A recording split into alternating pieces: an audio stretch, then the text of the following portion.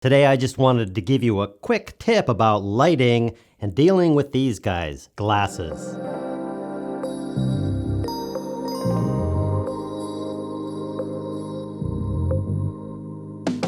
I can't wear contacts. I got stuff going on with my eyes and I have to wear glasses because I need to see far and I need to be able to see the monitor and the camera. And if I'm teleprompting, which I'm not right now, I need to be able to read and see what's going on. So the problem is when you're trying to light yourself, you always want that eye light, that front light coming in and catching that little glint, that little dot in each of your eyes.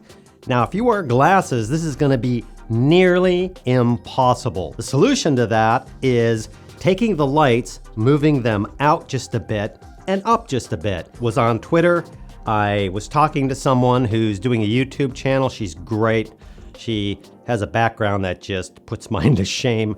But she was wearing glasses and she was talking about how the lights are so bright and everything else. And that's what I suggested to her.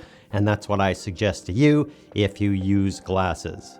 If I'm sitting here with the light hitting and shooting, trying to get this eye light, I will be forever trying to get this. The problem is the glasses reflect and you'll see that not good looking giant piece of white light reflecting off your glasses. So it just basically cancels out the little eye light you're looking for.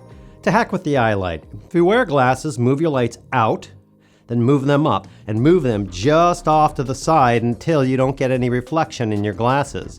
And move them up just a little bit and you'll lose those little white things that you see in videos that kind of drive you crazy. It's as simple as that. Remember that I have 6 free courses over at Basic Filmmaker University and a bunch of others where you can get some really good learning done.